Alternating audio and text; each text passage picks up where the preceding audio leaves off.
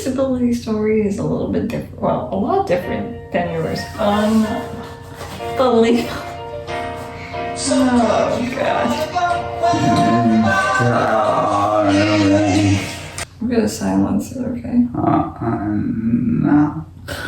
My disability story is different from Dan's because, as we discussed in the episode, acquired versus disability from birth,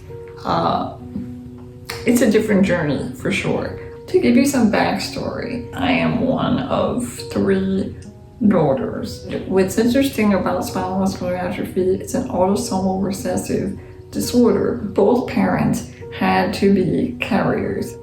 But back when they started having children, in 1971, when my first sister was born, spinal muscular atrophy wasn't even a known disease. So they had no clue that they were carriers of it. And when my oldest sister came, she was not affected. But my middle sister and I weren't as genetically fortunate. My middle sister, Alessia, was born with it. This was like a life-altering event. It was completely life-changing for both parents. And they were devastated to know that something was seriously wrong in the way that my sister was developing. They noticed that she wasn't able to crawl. She wasn't able to sit up on her own.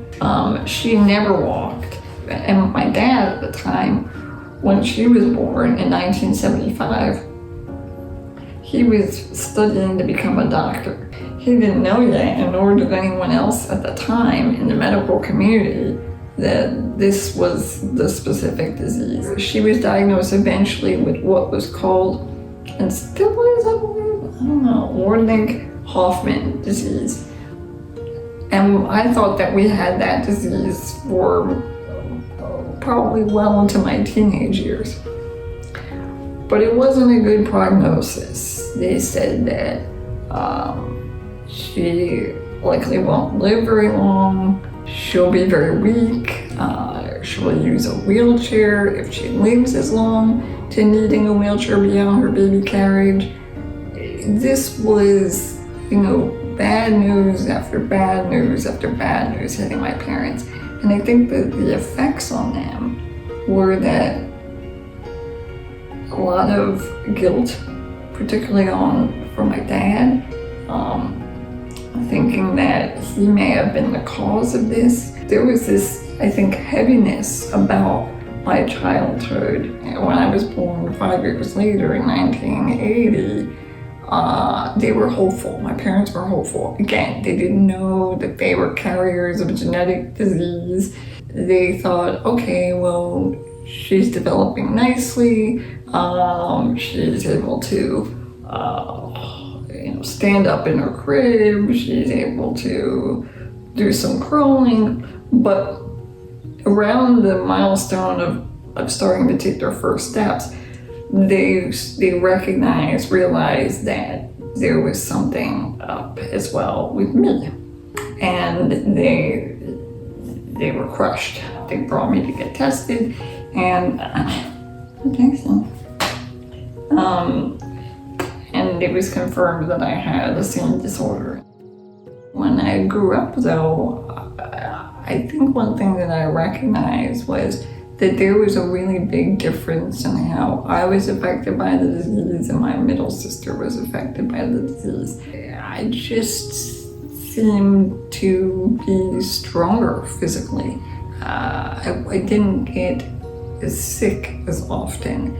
My disability just seemed to pale in comparison to hers. And I felt, especially as we got older and she kept going to the hospital more and more and more, I felt incredibly sad and almost guilty that she had to have this experience. There was this interesting theme in my family, or tendency, where we have a really bad case of incredulity, where we have hard time believing things. And I think that you have a better grasp on reality than I do. You're kind of just like, well, it is what it is, and that's just the way it is. And I very frequently am like, I can't believe it. I can't believe so-and-so is not with us. I can't believe that happened. I can't believe that I have even a disbelief. I think that was a very frequent thought process for me. If you are born with your disability,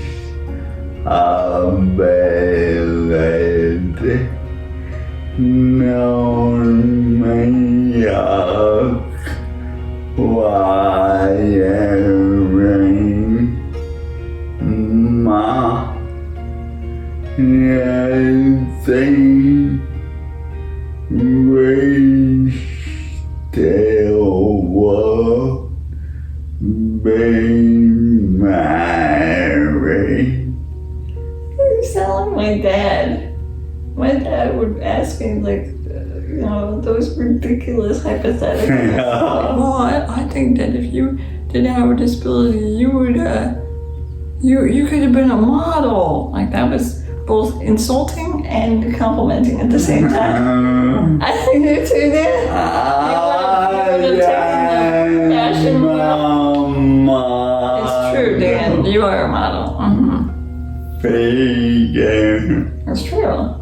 And I think that you could be a fashion model too. If agents are watching, I'm valuable. Unbelievable. You self-promote my disability episode. Well, to answer your devil advocate question, I don't think that is a question that could ever be answered. We never know. We never know what could have been. Right. My childhood also was marked by a lot of adventure and exploration, and I think in that regard I was very lucky. I would play with the neighborhood kids. I would explore on my own in the neighborhood, and I'm eternally grateful for that experience to have been able to do that. I think that carries today. But as I grew up, and we talked about this before, I did go to a school elementary school where it was just children with physical and developmental disabilities. And that experience was a huge influence on my development of, how am I going to process having this disability? It didn't feel different. But when I went to a different school, things started to change, and some not for the better. It was pretty blatant to me that, yep, you are different. And people sometimes, rather oftentimes, will treat you differently than they do the average kid. And at first it wasn't too bad. I made friends and I enjoyed my time playing with them and getting to know them and learning with them. But there were some key differences. Like I was teased by some of my classmates for having this difference, having a disability. So for instance, one time we were doing a field day and we were playing games. At the end of the day, I was waiting for my bus, and this one person comes up to me and whispers, your team were really angry that you were on their team because they lost because of you. And I remember that. Another time was that we were doing an archaeological dig. I was helping with the cleaning of the artifacts. Well, as I was doing that, a classmate comes up and started talking to me. I don't remember what about. And they pulled on the sides of my pant legs, like around my thigh, and they look up at me and they said, look at that, see that? That's not normal. You need to eat something. Implying that my thighs were too thin. And that one I remember as like particularly hurtful. What I noticed about that time was it was explicit teasing. Like people would call each other names, and I wasn't the only one targeted. It doesn't take much for you to get teased for something. But when I was in high school, it was totally different. Instead of being a center of attention or targeted and people knowing about the targeting, I was totally ignored. I wasn't involved in parties. I wasn't asked out on dates.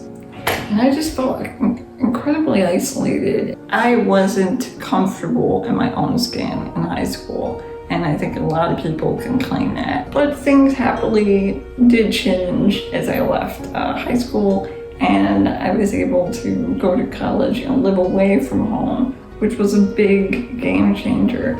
I felt more free, and I realized that my disability wasn't going to change dramatically, and that I needed to start accepting myself and not be ashamed of what I look like. And I still have to work on that. There is still that sense of incredulity in me. There are some days I wake up and I say, I can't believe that this is my life existence. Yeah. Think how many people you touch. Yeah, I do think about that. I think it's less, wow, Dan, you're pretty good. I'm starting to like feel misty-eyed. It's less about me and the downsides of what this experience brought me, and more about trying to make it better for other people. Because I will say that in the last 10 years of my life, my disability went on the back burner big time, and all my issues with it and personal gripes, because death of some really key family members happened. And it started with my uncle. One of my beloved uncles died very early of cancer, and seeing him suffer and be in pain, it deeply affected me. And then a few years later, 2 years later, my dad died, and that was a huge blow.